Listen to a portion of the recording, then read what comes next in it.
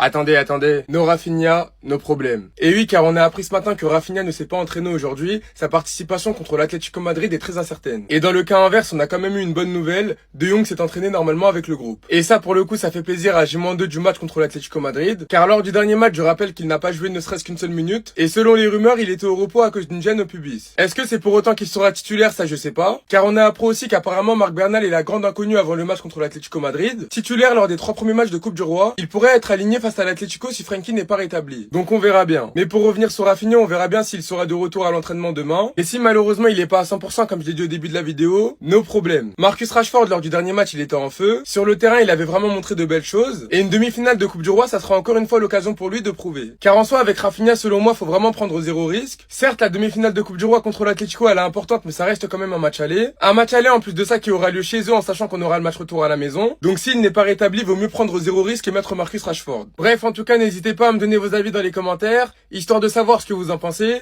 et moi je lirai tout ça. Même si vous entendez pas, dites-vous que là, en fait, ils sont en train de parler du frère de Lamine Yamal, mais que pendant 43 secondes, c'est Lamine Yamal qui diffuse en boucle. C'est quoi le but? Monsieur Laporta, s'il vous plaît, vous prenez les meilleurs avocats du club, vous-même, vous êtes avocat déjà, et vous prenez les meilleurs avocats de Lamine Yamal, vous vous chargez de cette histoire.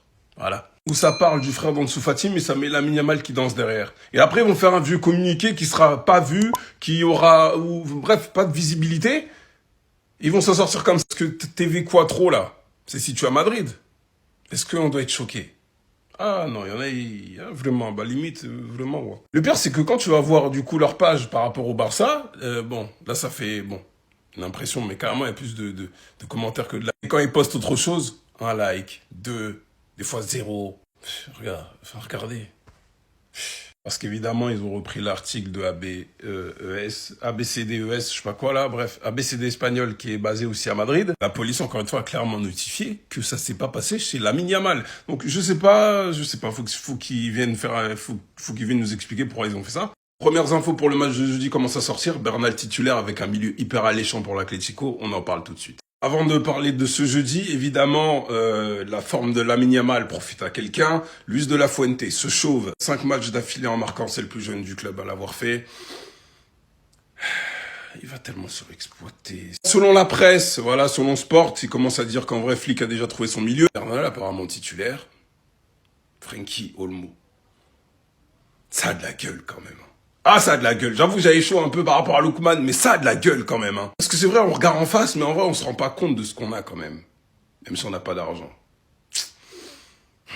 Surtout qu'en vrai, De Jong n'avait rien de grave. Il a été absent parce qu'il n'était pas à 100% et qu'ils ont voulu prendre aucun risque. Là, on est déjà en deuxième partie de saison. Il y a des choses bêtes à vouloir le faire jouer alors que non, on s'est forcé. Faut arrêter. Donc, c'était une légère gêne au pubis. Il sera là jeudi. Le boss, le patron, celui que certains ont voulu remplacer et vendre par Casado.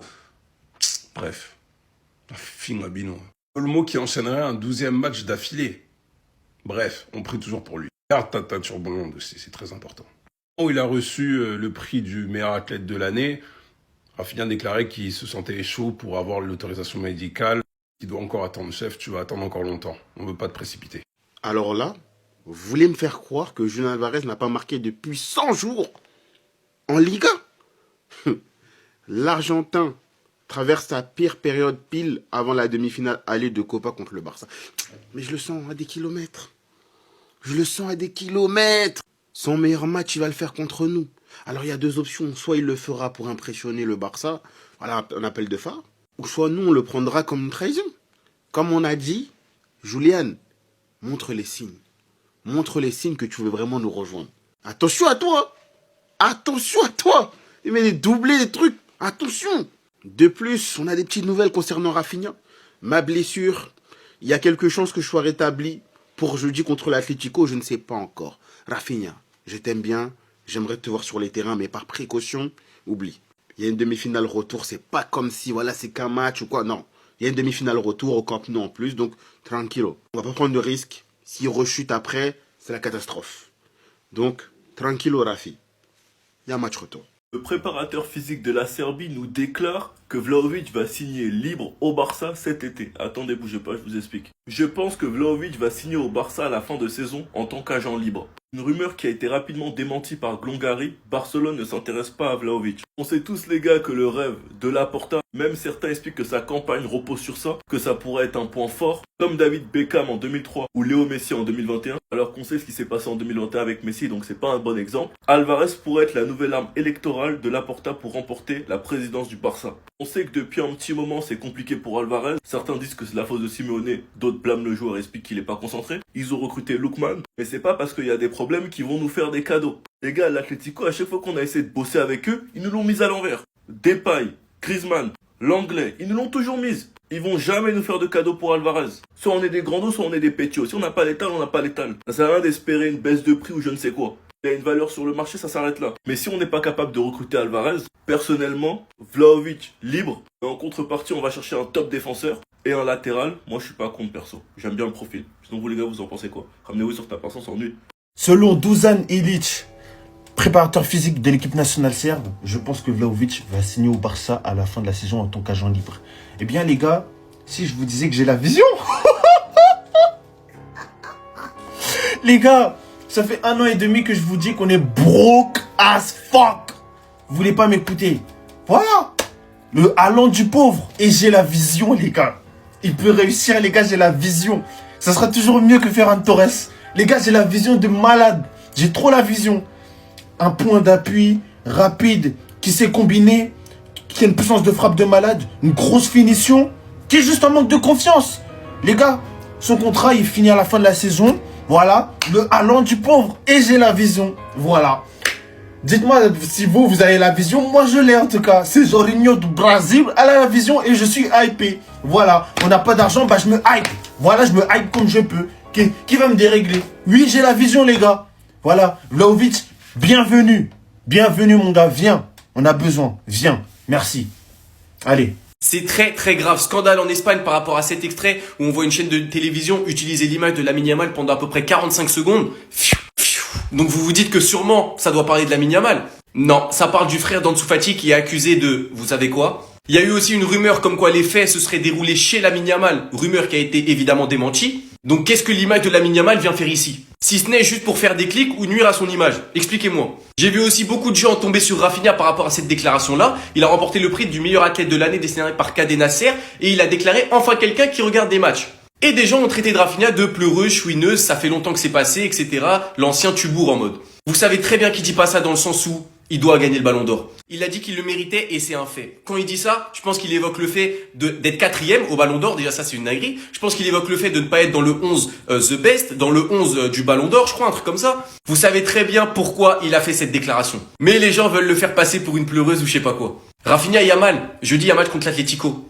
Éteignez-moi ça s'il vous plaît. Et donc vous en pensez en commentaire les gars, pour vous abonner, vous êtes des bons, nous on avance. Bah alors Carvaral, la Hagra ça paye pas visiblement. T'es dégoûté maintenant de ton rôle. Pourquoi? Parce que Arbeloa il te fait souffrir. Miskin tu l'as bench toute sa carrière et il te le rend en étant coach. Imaginez la dinguerie. Carvaral a joué 0 minutes sur Arbeloa. Alors qu'Alexander Arnold qui revenait de blessure il est rentré. Il a titularisé un petit de la Casilla. 0 minutes pour Carvaral. Clap de fin pour Carvaral au Real. Inquiet par la fragilité physique de son latéral, le Real Madrid gèle pour l'instant toute discussion de prolongation de contrat. Depuis la nomination d'Arbeloa sur le banc, Dani Carvajal n'a disputé la moindre minute de jeu. Et ça les gars c'est le karma. C'est le karma, Carvajal, tu sais que je te déteste. Tes idées politiques, ton comportement. T'as voulu regarder le petit frère, l'humilier devant tout le monde. Il t'a donné ton premier trophée international, t'as même marqué sur une superbe passe. T'as fait le malin, Lamine c'est un gamin, il allait te follow. Miskin, t'allais le resuivre, comme un yinche. Tu parles des gens qui parlent beaucoup, mais toi-même tu parlais beaucoup quand tu gagnais. Dans les compétitions officielles, nous marcherons sur le Barça. Tu parles de comportement, mais regarde comment t'es impoli sans même parler de tes idées politiques. Et avec un Llorente qui est en grande forme cette saison, j'espère que tu vas pas être bench aussi avec l'équipe nationale. En tout cas, je me régale. Sinon, vous les gars, vous en pensez quoi? Ramenez-vous sur ta personne sans nuit. Les gars, je viens de voir une stat de fou avec Anti-Flick que j'avais jamais remarqué. Depuis son arrivée au Barça, on n'a jamais fait 0-0. Je vous assure carrément, je suis parti vérifier les gars. Depuis le 17 août 2024, on n'a jamais fait 0-0 avec Anti-Flick. À savoir aussi qu'avec Anti-Flick, on est à 278 buts en 97 matchs. Pour vous faire le calcul rapidement, en moyenne, on est à 3 buts par match carrément. En fait, c'est ce que j'aime avec ce coach, c'est que depuis qu'il est là, on a vécu tellement d'émotions fortes. Match avec des scénarios de folie, avec beaucoup de buts. Faut se le dire que c'est quand même très rare qu'on s'ennuie depuis qu'Hansi Flick est là devant un match. D'ailleurs, les gars, autre stat impressionnante avec Hansi Flick, sur les 10 derniers coachs qui sont passés par le Barça, c'est celui qui a le meilleur taux de victoire. Il est à 76% de taux de victoire avec le Barça, les gars, c'est énorme. En gros, c'est-à-dire que sur 10 matchs, il en gagne quasiment 8. Encore une fois, je vais me répéter les gars, mais depuis son arrivée, on a vu un autre Barça. En plus de ça, c'est un coach qui n'a qu'une seule parole parce que depuis qu'il a dit qu'on allait voir un autre Barça, regardez les résultats. On est à 17 victoires sur 18 matchs, toutes compétitions confondues. En plus, on est devenu la seule équipe qui n'a pas perdu de points à domicile également. En tout cas, je sais pas vous, mais pour moi, il est rentré dans le classement des meilleurs coachs du Barça.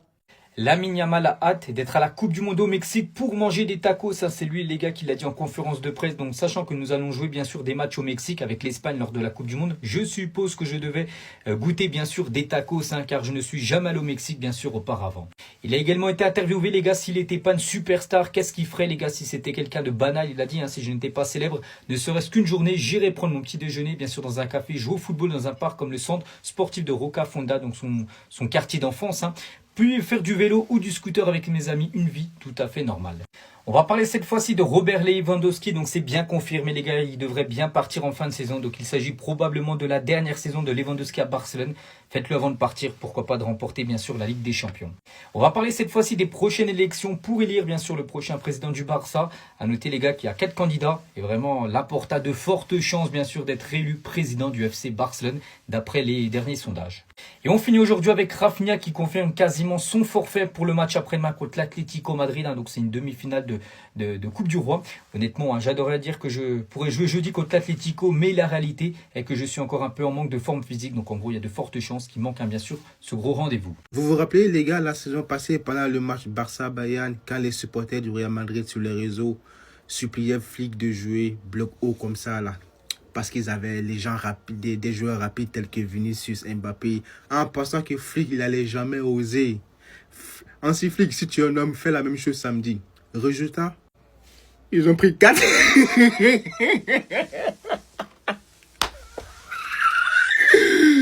Résultat, ils ont pris 4-0 3 jours après.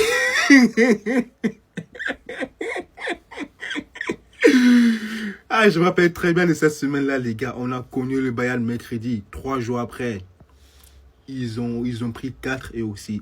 Je me rappelle très bien, les gars. Waouh! Faut voir comment ils étaient sur le réseau. Ouais, Flick, il va jamais oser jouer bloc haut comme ça contre le Real Madrid. Vous allez voir Mbappé, Vinicius, Rodrigo, qu'il essaye, il va voir 4-0. 4-0 avec la manière. Au moins, Bayern, ils ont réussi à mettre un but. Vous suppliez un mec de jouer bloc haut. Il le fait. Chez vous, il vous coigne et vous n'êtes même pas capable de mettre un but seulement. Juste un. Hello les gars, normalement on se fait de l'actualité Barça, là on va se faire une actualité Lamine Yamal. Plus de 15 buts, il fait partie de ces joueurs-là. Plus de 10 passes décisives, il fait partie de ces joueurs-là. Plus de 75 dribbles réussis, il fait partie de ces joueurs-là. Et vous continuez à le comparer avec vos gars. C'est tout de suite. Il est meilleur que vos gars, et il est plus complet que vos gars. Désormais, comme je l'expliquais, petite interview rapide de Lamine Yamal. Pour éviter la pression avant les matchs, j'essaye de vivre ma vie et de ne pas me concentrer uniquement sur le football. Je passe pas mes journées à regarder des vidéos du latéral que je vais affronter. Je profite de ma journée et je donne le maximum sur le terrain et ensuite je me déconnecte complètement. C'est ça qui fait qu'il est imprévisible, les gars. En dehors du football, je fais ce que font tous les jeunes de 18 ans. C'est un bouc comme nous. Je passe du temps avec mes gars, je m'occupe de mon petit frérot, je joue à la play, je me promène.